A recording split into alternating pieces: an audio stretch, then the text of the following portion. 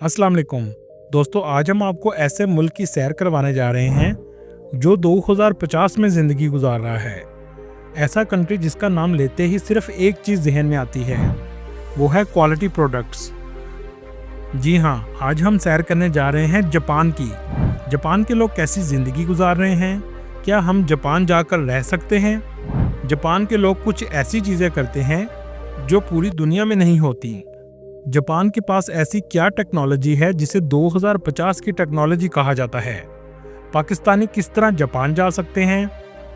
इन सब सवालों का जवाब जानने की कोशिश करेंगे आज की इस वीडियो में। आज की वीडियो बहुत इंटरेस्टिंग होने वाली है, एंड तक ज़रूर देखिएगा। चलें अब निकलते हैं जापान के एक शानदार सफ़र पर। इस कंट्री का ऑफिशियल नाम स्टेट ऑफ जापान है। इसका लफ्ज़ी मतलब है सूरज निकलने की जगह। जनूबी एशिया का ये जजीरा नुमा मुल्क है। इस मुल्क की कुल आबादी 12 करोड़ 40 लाख के करीब है। ये आबादी के लिहाज से दुनिया के 11वें नंबर पर आता है। इस कंट्री का कुल रकबा 3,77,000 मुरब्बा किलोमीटर है और ये पूरा मुल्क 4 बड़े जजीरों पर मुश्तमिल है। जापान का पुराना नाम निप्पॉन था। कुछ लोग इसे निप्पॉन के नाम से भी पुकारते हैं। दोस्तों, दुनिया में सबसे लंबी उम्र के लोग भी जापान के होते हैं। इसकी सबसे बड़ी वजह यह है कि यहाँ के लोग सेहतमंद ग़िज़ा और एक्सरसाइज वगैरह करते हैं। यहाँ के लोग अपने काम से बहुत मोहब्बत करते हैं और मेहनत से काम करते हैं। यही वजह है कि जापान तरक्की में सबसे तेज़ी से आगे बढ़ रहा है। इस कंट्री में 98% लोग जापानी हैं। सिर्फ 2% लोग दूसरे ममालिक से आकर आबाद हुए हैं। इस मुल्क की सरकारी ज़ुबान जापानीज़ है।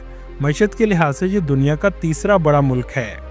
तीसरी बड़ी मईशत होने के बावजूद यहाँ के लोग घरों में नौकर नहीं रखते। इस मुल्क का पासपोर्ट दुनिया के मजबूत तरीन पासपोर्ट में आता है, जिसमें ये 192 मुल्कों में बगैर वीज़ा सफ़र कर सकते हैं। एक रिपोर्ट के मुताबिक दुनिया में सबसे ज़्यादा काम करने वाले लोग भी जापान के हैं। यहाँ के लोग किसी के काम में टांग नहीं अड़ाते।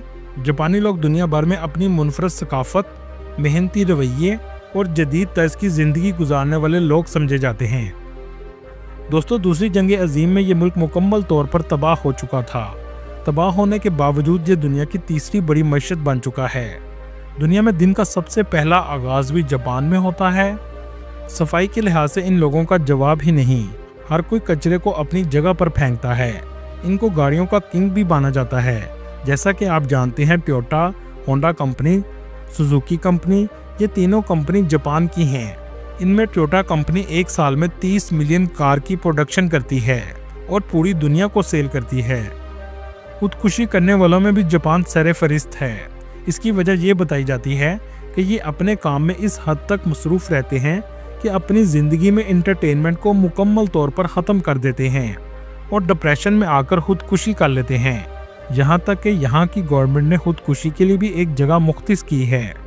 हुकूमत ने इस मसले को कम करने के लिए जगह जगह गेम्स लगा रखी हैं ताकि काम के साथ साथ लोग इंटरटेनमेंट भी अपनी ज़िंदगी में रखें। जापानी कौम ने साइंस और टेक्नोलॉजी में हैरत अंगेज़ तरक्की की है, जिसके बारे में आगे हम आपको वीडियो में बताएंगे, जिसे देखकर आप हैरान रह जाएंगे। दोस्तों, जापान के लोग ज़्यादातर सच बोलते हैं। आपको बहुत कम लोग झूठ बोलने वाले और धोखेबाज मिलेंगे। ये अपनी जिम्मेदारी खुद लेते हैं, कभी भी दूसरों पर जिम्मेदारी नहीं डालते। आज का काम आज ही करते हैं, कल पर नहीं डालते। अगर आप यहाँ काम करने जाएं तो आपको अपनी ज़िंदगी का स्टाइल बदलना पड़ेगा, वरना आप कभी भी जापान में नहीं रह सकते। दोस्तों, यहाँ आपको एक अहम बात बताता चलूँ। जापान के लोगों की उम्र के बारे में बहुत मुख्तात रहिएगा। जो लोग आपको देखने में 10 या 12 साल के नजर आएंगे, असल में वो 20 से 25 साल के भी हो सकते हैं। इसलिए आपको देखने में धोखा भी मिल सकता है।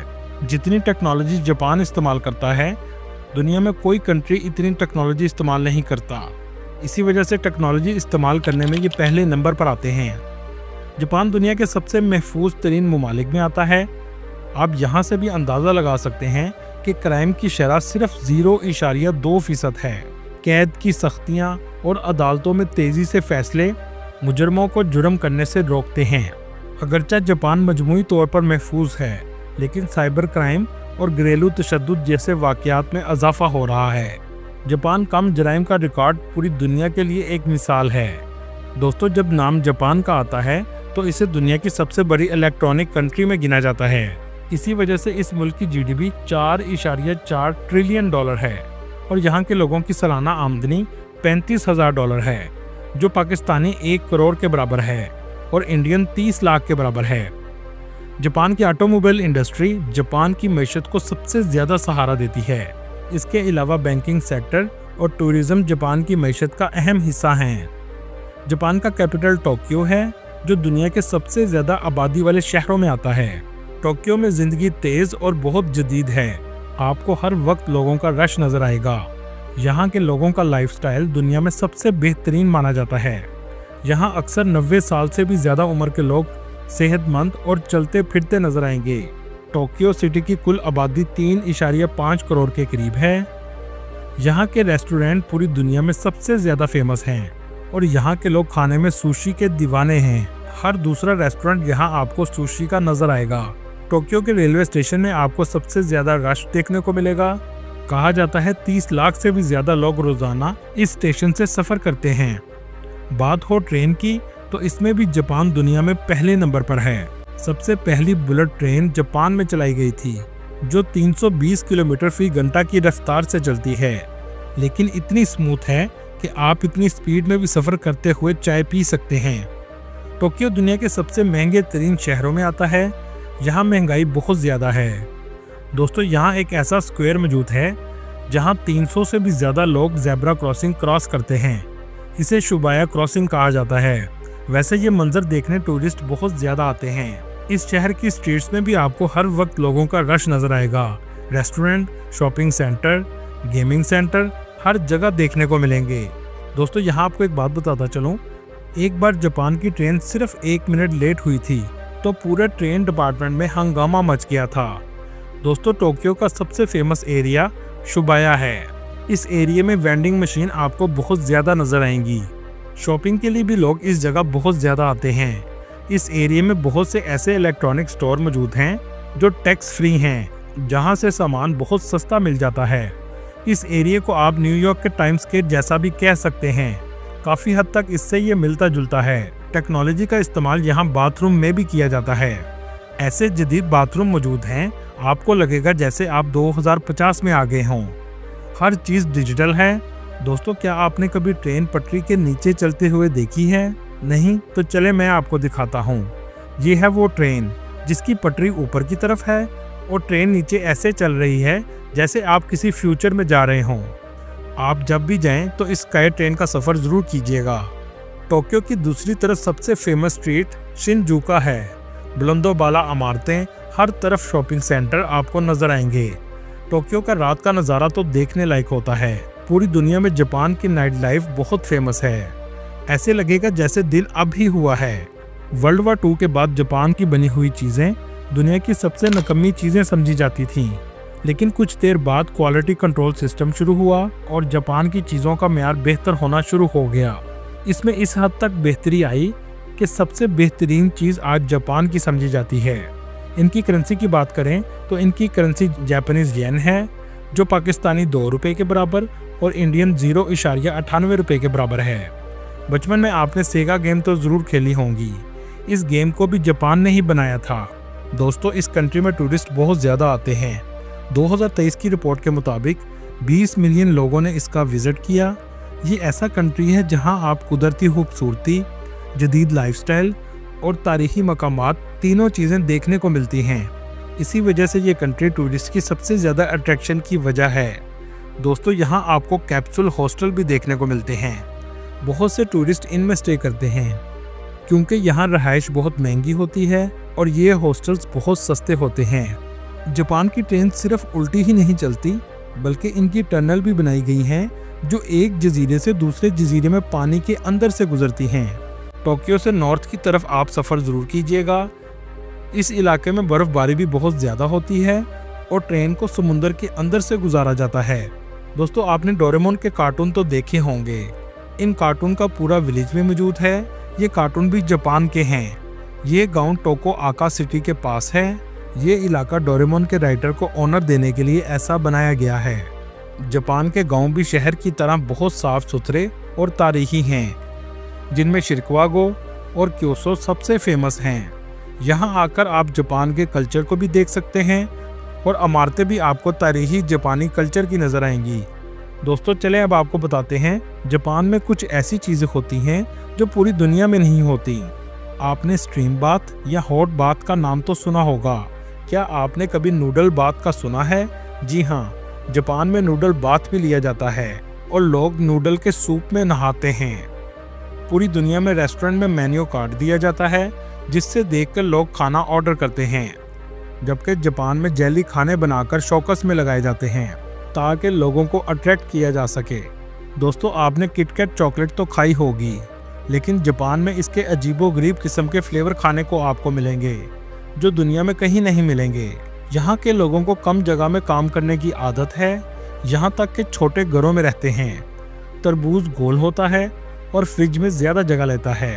यहाँ के किसानों ने तरबूज को भी चौरस कर दिया ताकि तरबूज फ्रिज में कम जगह ले। खाना खाते हुए आवाज़ निकालना पूरी दुनिया में बुरा समझा जाता है, जबकि जापान में खाने की तारीफ के तौर पर खाना खाते हुए आवाज़ निकाली जाती है। जापान में 30 से 40 हज़ार पाकिस्तानी आबाद हैं। ज़्यादातर टोक्यो सिटी और ओसाका सिटी में रहते हैं, जबकि इंडियन की तादाद 50 से 60 हज़ार के करीब है। जापान का ओसाका सिटी भी टोक्यो की तरह बहुत खूबसूरत और जदीद है। ऊंची ऊंची इमारतें, शॉपिंग सेंटर हर जगह नज़र आएंगे। अगर हम टूरिस्ट प्लेसेस की बात करें तो टोक्यो में एक म्यूज़ियम मौजूद है जिसे टीम लैब म्यूज़ियम कहते हैं। ये लाइट की मदद से बनाया गया है। अगर आप इसके अंदर जाएंगे तो आपको हर तरफ मुख्तलिफ लाइट्स नज़र आएंगी। ये लाइट इतनी शानदार और खूबसूरत मंजर पेश करती हैं कि आप बस देखते ही रह जाएंगे। इसके अलावा माउंट फ्यूजी बहुत फेमस है, यहाँ पर सबसे ज़्यादा टूरिस्ट जाते हैं। ये जापान का सबसे खूबसूरत और बड़ा पहाड़ है, इसमें से लावा भी निकलता है। इस मुल्क में टेम्पल भी बहुत ज़्यादा हैं, जिसमें क्योतोस का टेम्पल सेरेफरिस्त है। आपने बहुत सी समुराई मूवीज़ देखी होंगी। इन फिल्म को भी इस जगह पर शूट किया जाता है। यहाँ पर एक हिस्टोरिकल विलेज भी मौजूद है जिसको यूनेस्को वर्ल्ड हेरिटेज में भी शामिल किया गया है। इस विलेज का नाम शिरिकावा है। ये विलेज बहुत खूबसूरत और एक अलग ही मंजर पेश करता है। इनका एक मशहूर टेम्पल है जिसका नाम बोडा टेम्पल है। इनके मुताबिक बुद्धिज़्म का आगाज़ इसी टेम्पल से हुआ था और इसे फादर ऑफ बुद्धिज़्म भी कहा जाता है। दोस्तों ओसाका कैसल का आप ज़रूर विज़िट करें, जिसका आर्किटेक्चर देखने से ताल्लुक़ रखता है। इस शहर का भी रात का मंजर बस आप देखते ही रह जाएंगे। बहुत से पाकिस्तानी कारोबार के घर से, स्टडी के घर से और नौकरी के घर से जापान आते हैं। कुछ पाकिस्तानी जापान से पाकिस्तान में गाड़ियां इंपोर्ट एक्सपोर्ट भी करते हैं। अगर बात की जाए वीज़ा की, तो अगर आपके पास मास्टर डिग्री या पीएचडी डिग्री मौजूद है तो आप हाईली स्किल वीज़ा पर जापान जा सकते हैं। आपको किसी एजेंट के पास जाने की ज़रूरत नहीं है। तमाम लिंक आपको डिस्क्रिप्शन में मिल जाएंगे। जापान में आबादी बहुत कम होती जा रही है और बूढ़े लोग बहुत ज़्यादा हैं। आपको जापान के लिए ज़रूर ट्राई करना चाहिए। वर्क वीज़ा पर भी आप जा सकते हैं, जिसमें प्लम्बर, नर्सिस, डॉक्टर्स, इंजीनियर्स और ओल्ड होम के लिए भी जॉब्स मौजूद हैं। वीज़ा अप्लाई करने का तरीका ये है कि आपको VFX ग्लोबल की वेबसाइट पर जाकर अप्लाई करना होता है। अपॉइंटमेंट 4 से 6 हफ्ते के बाद मिल जाती है और वीज़ा 8 से 10 दिन में लगकर आ जाता है। न्यू ईयर में लाखों की तादाद में लोग जापान में जाते हैं। वीज़े में सबसे अहम डॉक्यूमेंट स्टेटमेंट और जॉब लेटर है। जापान के वीज़ा की फ़ीस सिर्फ 9 यूरो है। इस वक्त पाकिस्तान में जापान की वीज़ा रेशो बहुत बेहतर हो चुकी है। दुनिया में सबसे पढ़े लिखे लोगों में भी जापान आता है, इसलिए इनकी तालीम की शरह 99% है। बेरोज़गारी 4% है। जापान के लोग सबसे ज़्यादा सी फूड पसंद करते हैं। सी फूड में जो डिश पसंद करते हैं इसे सुशी कहते हैं। सुशी एक ऐसी डिश है जिसे कच्ची मछली को सफ़ेद चावलों और सब्जियों के साथ खाया जाता है। ये आपको जापान के हर रेस्टोरेंट में नज़र आएगी। जापान की सबसे ज़्यादा फेमस वेंडिंग मशीन है जो जापान में लोगों का वक्त बचाती हैं। पूरे जापान में 50 लाख से भी ज़्यादा मशीन लगी हुई हैं। इनको रिटेल स्टोर की जगह पर लगाया गया है। खाने पीने की चीज़ें हत्ता के कपड़ों के लिए भी वेंडिंग मशीन्स मौजूद हैं। इसमें एक कॉइन डलता है तो पलक झपकते ही चीज़ आपके हाथ में आ जाती है। दोस्तों आप तो जानते होंगे कि जापान पर 2 दफ़ा न्यूक्लियर बम से हमला किया गया था। दुनिया में न्यूक्लियर बम का पहला और आखिरी इस्तेमाल जापान पर किया गया था, लेकिन इसके नुकसान से दुनिया नावाकिफ थी। यहाँ तक कि जिन साइंसदानों ने ये तैयार किया था वो भी नहीं जानते थे। दोस्तों ये थी आज की हमारी इन्फॉर्मेटिव और दिलचस्प वीडियो। आपको वीडियो कैसी लगी कमेंट में ज़रूर बताइएगा और नए आने वाले दोस्तों से गुजारिश है हमारे चैनल को सब्सक्राइब और लाइक ज़रूर कीजिएगा। अगली वीडियो तक अल्लाह हाफिज़।